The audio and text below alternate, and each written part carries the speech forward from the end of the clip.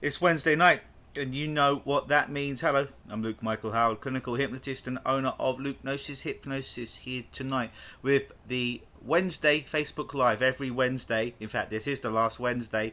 I'm going to be available for doing Facebook Lives this July, because next week I will be in Nashville at this time. So exciting stuff. Going to go visit Graceland and what have you. Hey Deb, how are you? Tonight's talk is in regards to sugar, of course. So what we're talking about this month, dopamine, which is the neurotransmitter, which you can see right there, and depression. So here's a story. About, I don't know, 10 years ago, when I lived in somewhere else called Ottawa, the capital of Canada, I was coming off sugar. And I went to this pharmacy where they do blood testing for everything you're deficient in, hormones, vitamins, and what have you. Thank you, Deb. I will. Going to see Graceland and go to a big wrestling show there. Ric Flair's final match. So he took a bunch of blood work. So much blood, in fact, that I nearly collapsed. It was like 5 vials of blood. It was like a vampire, this pharmacist guy. But anyways, a couple of weeks later, they called me back and they gave me, you know, I don't know, all this paperwork, all right? And it was talking about my body and what it was lacking and what it needed. What the interesting thing was, though, is the pharmacist is like, so what kind of meds, what kind of medication are you taking? To which I said, what do you mean? I take no medication. He goes, oh, so how long have you been clinically depressed? I'm like, well, what are you talking about? I've never been clinically depressed. He's like, well, I'm reading your notes here, and you've literally got no dopamine or serotonin in your brain, in your body. I've never seen that before. He's like, I've been doing this 25 years, pharmacist, 30 years. I've never seen somebody that's not on any kind of medication, not on any kind of drugs, that literally has no serotonin in his brain or dopamine. He's like, this is just crazy. He's like, how do you survive? I'm like, well, I get out of bed and I work. What do you mean, how do I survive? He's like, how are you even functioning? And this was all news to me, right? And basically, I've been operating, at least from the pharmacist when he took the blood and so forth, is literally no serotonin, the brain chemical, which is this one, the opposite one right there. It's also behind me, you can see on that very wall right there, that makes us feel happy, that makes us feel balanced. Dopamine is the chemical, the other one, that's the neurotransmitter, or the chemical that we get when someone says, hey, well done, you're doing tremendous, you get a raise. When a pretty girl or a handsome man smiles at you, you get that, you know, when you get that Christmas gift, when something good happens, you get that natural high. That's what dopamine gives us. So literally I had none of that in my brain and none of that serotonin to give me balance. Basically what I realised is I fucked it all up. And what I mean by that is I went through years and years of too much sugar, then no sugar, then too much sugar, then no sugar. This was going on. And literally sugar in our brain helps to fill up our dopamine, the part of the brain that's responsible for creating dopamine, that natural high. And because I wasn't doing any other kind of drugs, my body was literally getting sugar, and it was the only thing that was making me feel high. It was the only thing that was making me feel balanced or happy, if you will. And I used to tell myself that. But this wasn't an emotional thing. This was on a chemical level. Because I wasn't taking sugar anymore, I would break the diet and then I'd have to overconsume sugar. I would binge on sugar, and I thought that I was just weak mentally, right? I was just weak emotionally. I was broke. It was something wrong with me mentally. But no, there's something physically wrong with me. Is the only way I was naturally able to get high, and that chemical, again, serotonin and dopamine balanced in my brain was to consume sugar. And so unconsciously, that is what I was doing to get high. That was what I was doing to feel balance in my life, because there was no other way. So it kind of explained on a neurological level what was going on with me when I came off sugar, and why it was so hard for me to abstain from consuming sugar, because I literally had no other way of getting balance in my life, or feeling good. So I remember what he recommended to me is like, just don't eat sugar, basically. Get as in raw sugar, as in empty carbs. He's like, do your best just to have lots and lots of protein, lots and lots of fat. But when it comes to sugar, hardly ever eat it. If you are going to eat carbs, make it natural carbs, like stuff like rice, and vegetables, which are fibrous, but also fruit. But be careful with the fruit, because fructose is also not great on your body. And really only consume it about once a day after a workout to start to fill up these receptors. And he recommended some magical potions, vitamins that they put together that was filling in the holes, gaps in my diet. This compound that they made there, and a lot with a bunch of pharmaceutical grade vitamins, not drugs, but vitamins that they did there, and literally did this 6 months to start to allow my body to naturally start to build up the resources, if you will, to fill up the dopamine receptors, to fill up the serotonin receptors. So it would be far easier for me to stay away from sugar, because I no longer needed it to feel high, I no longer needed it to feel happy. And really what we would say in hypnosis, it was going to cause of the problems, at least going to the cause of the problem at a neurological level. For years and years I just thought, again, I was weak, there was something wrong with me, I was faulty, that's why I couldn't adhere to a clean diet. It was because I need to get my emotions in check, I need to do some work, and I did need to do some work, and all that stuff was very important. But as long as my body wasn't making sufficient dopamine or serotonin, no matter how strong you are, you're only going to go a few days, hell, maybe a few weeks, before you feel so shitty, so goddamn friggin' awful, that you're going to reach for, well, certainly I did, the sugar, the candy, and all that stuff, because it was the only way for me to stop going downhill. Very, very physical, real physiological reaction. But over time, when my body learned to start to, again, like I say, build up the receptors, fill up the receptors, I should say, of dopamine in my brain and serotonin in my body, it was like easier. It was no longer a physical game that I was fighting at that point. It was purely a psychological or emotional thing that I was dealing with. That's not easy, by the way.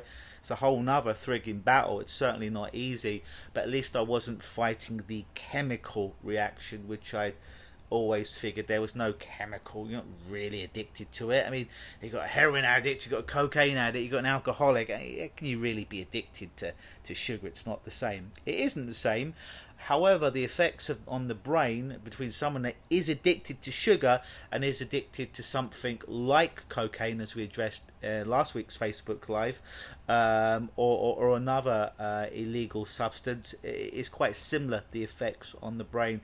So oftentimes it's a really good thing to actually go and get those levels, your dopamine levels, your serotonin levels, checked out by a professional to see what you're lacking, and find some healthy alternatives, some supplements to plug in the holes, and not necessarily supplements that you'll just buy in your local Loblaws or your local shoppers, because oftentimes they're cheap, but they're cheap for a reason, because they're generally very, very low grade. So you spend a little less money, but you don't get the benefits. It's good to get a really, really high quality brand that's recommended by a professional that will certainly help you. So I'd certainly recommend that. However, you could do all that, but then when it comes to the emotional, and it comes down to the mental game of overcoming sugar, that's not going to help you. It's like the story of the bee. The bee is in a glass, and there's a lid on this glass, and they've punctured some holes in the lid so the bee can breathe, but every time the bee goes to leave, it hits the top of the glass, if you will. Right? In fact, I didn't plan this, it just happens to be there. So imagine the bee is in here, okay, and there was guilt in there, by the way. It sometimes happens with sugar, innit? You feel a bit guilty when you eat too much of it, but you can throw your guilt away now. But let's say the bee's in here. I actually don't have a bee underneath my desk that I can put in there. But say the bee's in there, they've done the scientific studies on this, and they put the lid on and they puncture holes in it so the bee can breathe, but every time the bee goes to leave, he or she is hit by the roof of the jar. It can't escape. Then one day, and the bee does that over and over again, it can't escape. 1 day, 2 days, 3 days. So eventually what they did, the scientists, is they removed the lid of the glass that the bee was in. But because the bee had tried so many times to get out and had hit that lid, didn't realise the lid was no longer there. It was no longer in a prison. It was no longer in a physical prison, but it was still in a mental prison. The belief was there was still a lid on there, so why even bother trying to escape from the prison? That's a bit like you've taken care of the physical addiction of sugar with the vitamins and minerals, high quality. That's been removed. But most people, myself included, I was still locked in that jar. At least the belief kept me locked in that jar. No one told me, hey, listen, there's no lid, you can leave now, the door's open, you can leave now, you're no longer a prisoner.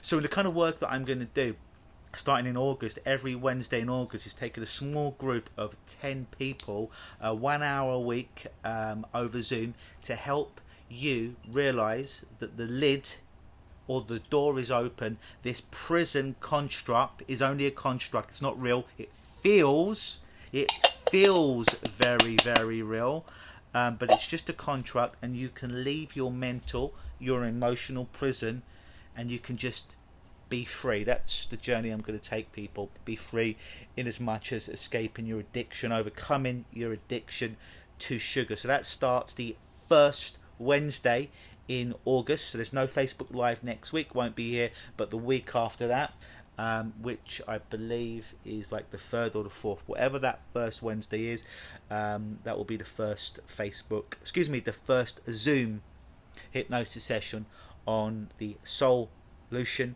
on how to overcome sugar. If you're interested, 10 spaces, we've got a couple more spaces left. If you'd like to join, just send me an email, or send me a personal message if you're watching this on Facebook, or comment underneath this video, and I'll send you the details. And the investment will be only $247 for 4 weeks with me, but you will be in a group situation on how to overcome sugar. And this isn't just going to be a diet information or training information. This is really about updating your belief system in your brain and your emotions in your heart. So if you will, we've got cell phones, right? And sometimes if we don't download the new program on our cell phones, the interface, our phones won't work. So with an iPhone, it's a new iOS, and with an Android, it's something else.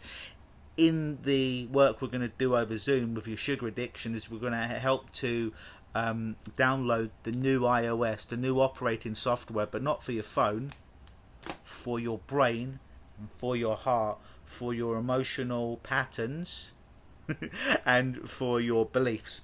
So they get an upgrade, so you'll no longer be locked in that jar. If you're interested, just send me a personal message or comment underneath this video.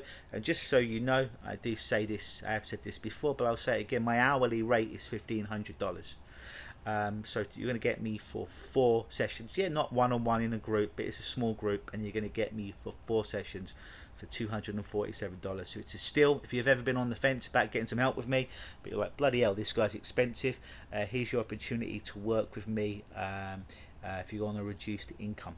And I can certainly help you overcome that. Again, if you've got any questions and you're watching now, please comment underneath. If you're watching after the fact, you can leave some messages underneath, some comments, and I will get back to you. What does Deb say? Do you still want it? Do you ever eat it?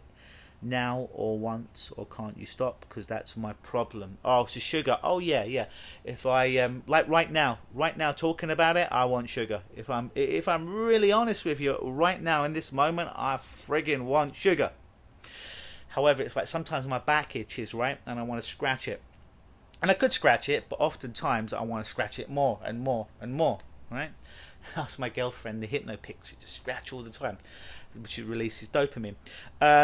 However, I have to realise it's just an emotion. Like sometimes I'm really happy and excited, and I'll come on here and you'll feel the energy. And sometimes, like tonight, I'll be honest, don't have all the energy in the world, but I know that it's all right, because this emotion, this state that I'm currently in, isn't going to last. It might last a minute, it might last an hour, probably won't even last a day, but it will come, and these emotions come so they can go. So when I find me wanting sugar, it's a bit like that. It's just like, oh, right now I'm sad, right now I'm happy, right now I'm excited, right now I'm angry, right now I want sugar. One thing I know for sure is it will come and it will go. And it gets weaker and weaker the more I don't let it control. But if I don't keep my eyes on the ball, so to speak, he looks around his area to find a ball and a prop. But no, so imagine if I had a ball.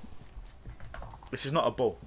It's a skull from Mexico. But I have to keep my eyes on that, because if I don't, then the devil himself will come by and he'll say, eat some sugar, it'll make you feel really great right now. And it will for a moment. It'll make me feel really good while it's in my mouth. When I swallow it, it will make me feel really good. And 5 minutes later, I feel like shit. I'll feel that guilt that we removed from the bottle earlier on.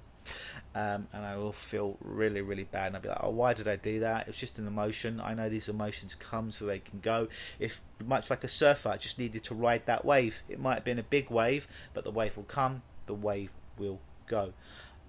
Hopefully that answered your question. There was something else I was going to say. Oh yeah, if you just come off sometimes some drugs cold turkey, sugar being one of them, some people can do that very, very well, because they don't have this rich infrastructure of a lot of their emotions and beliefs attached to it. Some people are like that and they can do that, and that's good for them. However, if you are like I was and you just come off sugar cold turkey, and that is the way of filling your glass, if you will, with the dopamine, all right, or the serotonin,